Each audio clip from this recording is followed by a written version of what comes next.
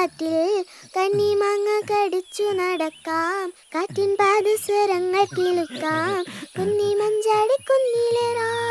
നമ്മുടെ നാട്ടിൽ നല്ല വിശേഷങ്ങളാ, എല്ലാവരും സന്തോഷത്തിലാ. ഈ എന്നെ കേട്ടില്ലേ? അമ്മജി അമ്മജി അമ്മജി അമ്മജി അമ്മജി അല്ലേ അല്ലേ അല്ലേ അമ്മജി അമ്മജി.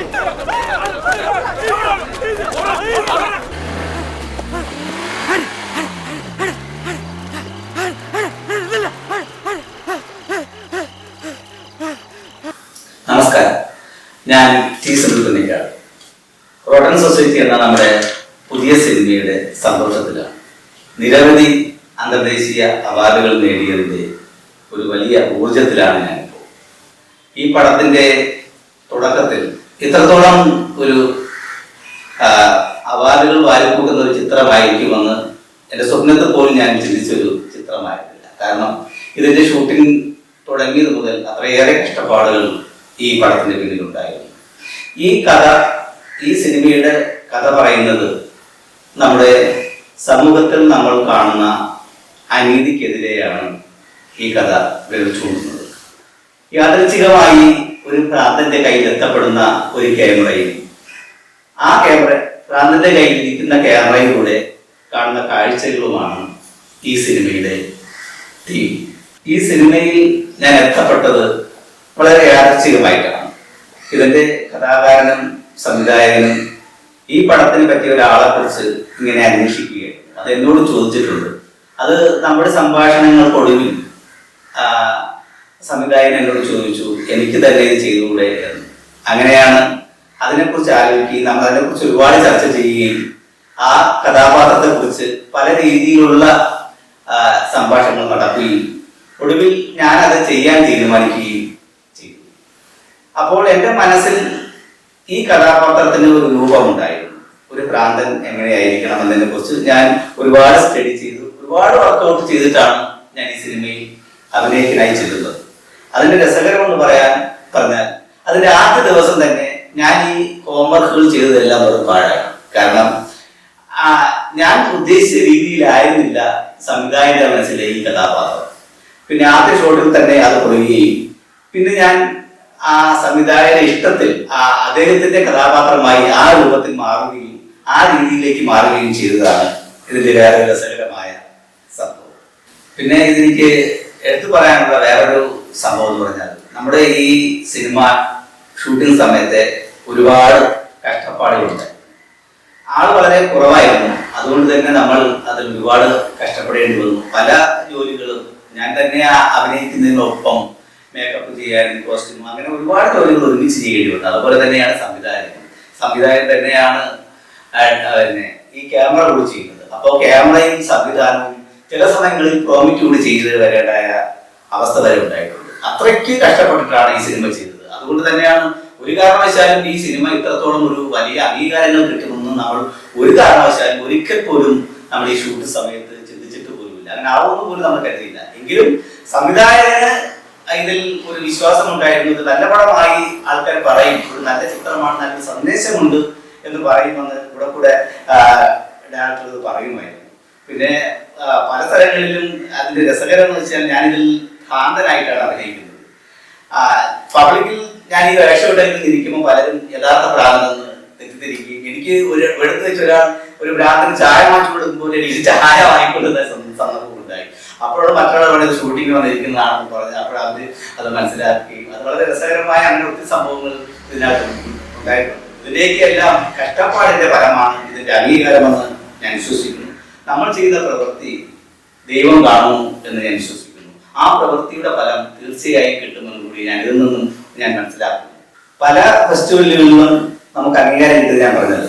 അതുപോലെ തന്നെ ബാംഗ്ലൂരിലെ ഇന്റർനാഷണൽ പനോരമ ഫിലിം ഫെസ്റ്റിവലിൽ പങ്കെടുക്കാൻ പോയപ്പോൾ ഇതുപോലൊരു രസമുണ്ടായി. അവർ ചെന്നുടനെ ചോദിച്ചത് ഇതിൽ ആർട്ടിസ്റ്റ് വന്നില്ലേ എന്നാണ്. നമ്മളെല്ലാം ഉണ്ട്, ഞാനും ഉണ്ട്, എന്നോട് കൂടെ തന്നെയാണ് ചോദിച്ചത്.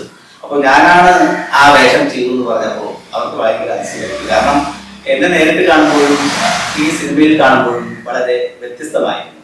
അതുകൊണ്ട് തന്നെ എനിക്കതൊരു വലിയ അംഗീകാരമായി തന്നെ അപ്പോൾ തോന്നുകയും ചെയ്തു. അതുപോലെ മൈസൂർ ഇന്റർനാഷണൽ ഫിലിം ഫെസ്റ്റിവലിൽ പങ്കെടുക്കുമ്പോഴും ഇതുപോലെ തന്നെയായിരുന്നു. കാരണം ആ വെച്ചാൽ എനിക്ക് അതിലൊരു അംഗീകാരം കിട്ടുമെന്നുള്ള പ്രതീക്ഷയില്ല. ഞങ്ങളുടെ പടത്തിന് എന്തെങ്കിലും കിട്ടുമെന്നുള്ള പ്രതീക്ഷ ഉണ്ടായിരുന്നു. ഒരു കാരണവശാലും ഒരു ബെസ്റ്റ് ആക്ടറായി എന്നെ തിരഞ്ഞെടുക്കുമെന്ന് ഞാൻ മനസ്സിൽ ചിന്തിച്ചത് പോലുമില്ല. കാരണം അത്രയ്ക്ക് നിരവധി നല്ല നല്ല ആർട്ടിസ്റ്റുകളുടെ പടങ്ങൾ അവിടെ ഉണ്ടായിരുന്നു. 250ഓളം ചിത്രത്തിൽ നിന്നാണ് എന്നെ അതിൽ ബെസ്റ്റ് ആക്ടറായി തിരഞ്ഞെടുത്തത്. അത് കേട്ടപ്പോൾ എനിക്ക് പറഞ്ഞറിയിക്കാൻ കഴിയാത്തത്ര സന്തോഷമുണ്ടായിരുന്നു. അവർ ഞങ്ങളെ വേദിയിലേക്ക് ക്ഷണിക്കുകയും നമ്മളോട് പടത്തിന്റെ വിശേഷങ്ങളെ കുറിച്ചും ഒക്കെ ധാരാളം സംസാരിക്കുകയും എല്ലാവരും ആ പടത്തിനെ കുറിച്ച് ഒരുപാട് നല്ല വാക്കുകൾ പറഞ്ഞപ്പോൾ നമുക്ക് ഒരുപാട് സന്തോഷമുണ്ടായി. നമ്മൾ ചെയ്ത കഷ്ടപ്പാടുകൾക്ക് ദൈവം തന്ന അംഗീകാരമായി അത് എന്നും അത് മനസ്സിൽ സൂക്ഷിക്കുന്നു. പിന്നെ പ്രത്യേകിച്ച് എടുത്ത് പറയാനുള്ളത് നമ്മുടെ സംവിധായകനായ SS ജിഷ്ണുദേവനെ കുറിച്ചാണ്. അദ്ദേഹം തന്നെയാണ് ഇതിന്റെ കഥയും, ഞാൻ നേരത്തെ പറഞ്ഞ കഥയും തിരക്കഥയും ക്യാമറയും എഡിറ്റിങ്ങും ഒക്കെ ചെയ്തിരിക്കുന്നത്. അദ്ദേഹത്തിന്റെ ആത്മവിശ്വാസമാണ് ഈ പടത്തിന്റെ വിജയത്തിന്റെ പ്രധാന കാരണം. കാരണം ഈ സിനിമ എല്ലാം ഒറ്റ ഷോട്ടിലാണ് പോകുന്നത്. ഞാൻ നേരത്തെ പറഞ്ഞില്ലേ, ഈ ഭ്രാന്തന്റെ കയ്യിരിക്കുന്ന ക്യാമറയിലൂടെ കാണുന്ന കാഴ്ചകളാണ്. അതുകൊണ്ട് തന്നെ അതിൽ കട്ട്സ് പോകാൻ പറ്റില്ല. എല്ലാം ഒറ്റ ഷോട്ടിലാണ് ഓരോ സീൻ പോകുന്നത്. വളരെ ലെങ്ത് ആണ്. അതുകൊണ്ട് ഒരു സീന് എവിടെയെങ്കിലും വെച്ച് നമ്മൾ ഷൂട്ട് ചെയ്യുന്നിടത്ത് നിർത്തിപ്പോയാൽ വീണ്ടും ആദ്യം മുതൽ ഒന്നേത് ചെയ്യേണ്ടി വരും. അത് അത്രയ്ക്ക് അത് വളരെ പ്രയാസകരമായിരുന്നു. ഒരു ഡയലോഗ് തെറ്റിയാലോ ഒരു മൂവ്മെന്റ്സ് തെറ്റിയാലോ ഒക്കെ വീണ്ടും നമ്മൾ ആദ്യം മുതൽ ചെയ്യണം. അത് വളരെ ഈ ഷൂട്ടിങ് വളരെ പ്രയാസമുള്ള ഒരു സംഭവം തന്നെയാണ്. അതുപോലെ തന്നെ നമ്മുടെ ഈ പടത്തില് മ്യൂസിക് ഇല്ല, എഫക്ട്സിനും സൗണ്ട്സിനുമാണ് വളരെയേറെ പ്രാധാന്യമുള്ളത്. അത് ഈ എഫക്ട്സ് ചെയ്തിരിക്കുന്ന ഷാബുവാണ്. അദ്ദേഹം വളരെ ഭംഗിയായിട്ട് തന്നെ നമ്മളോടൊപ്പം സഹകരിക്കുകയും വളരെ ഭംഗിയായി തന്നെ ഇത് എഫക്ട്സ് ചെയ്യുകയും ചെയ്തു. ഈ പടത്തിൽ സൗണ്ട് ചെയ്തിരിക്കുന്നത് ശ്രീവിഷ്ണുവാണ്. അദ്ദേഹം വിഷ്ണുവിന്റെ തന്നെ മറ്റൊരു പടത്തിൽ കണ്ടിന്യൂസ് സിംഗ് സൗണ്ട് റെക്കോർഡിങ്ങിന് ഇന്ത്യൻ ബുക്ക് ഓഫ് റെക്കോർഡ്സ് നേടിയ വ്യക്തി കൂടിയാണ്. ഡയറക്ടർ SS ജിഷ്ണുദേവനെ കുറിച്ച് പറയുമ്പോൾ അദ്ദേഹം നിരവധി റെക്കോർഡ്സുകൾക്ക് ഉടമയാണ്. Indian book of records, Asian book of records, UR records, international records, അങ്ങനെ നിരവധി റെക്കോർഡ്സുകൾ നേടിയ വ്യക്തി കൂടിയാണ്. തമിഴിലെ ആദ്യ ഫൗണ്ട് ഫുട്ടേജ് സിനിമയായ അമാനുണ്ട സംവിധാനം ചെയ്തതും SS ജിഷ്ണുദേവാണ്. അതുപോലെ SS ജിഷ്ണുദേവിന്റെ മറ്റൊരു സിനിമയായ എന്ന് സാക്ഷാൽ ദൈവം 16 മണിക്കൂർ കൊണ്ട് സ്ക്രിപ്റ്റ് മുതൽ സ്ക്രീൻ വരെ ചെയ്തു തീർത്തതിന് നിരവധി അംഗീകാരങ്ങൾ. അതിൽ ഞാനും ഒരു വേഷം ചെയ്തിട്ടുണ്ട്.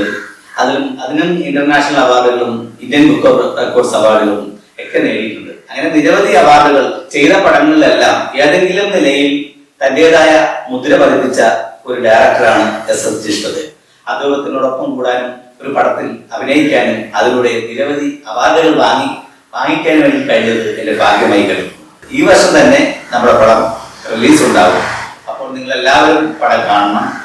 വീണ്ടും ഇതുപോലുള്ള നല്ല സിനിമകൾ ചെയ്യാൻ നിങ്ങളുടെ പ്രാർത്ഥന ഉണ്ടാവുമെന്ന് പറഞ്ഞുകൊണ്ട് നിർത്തുന്നു.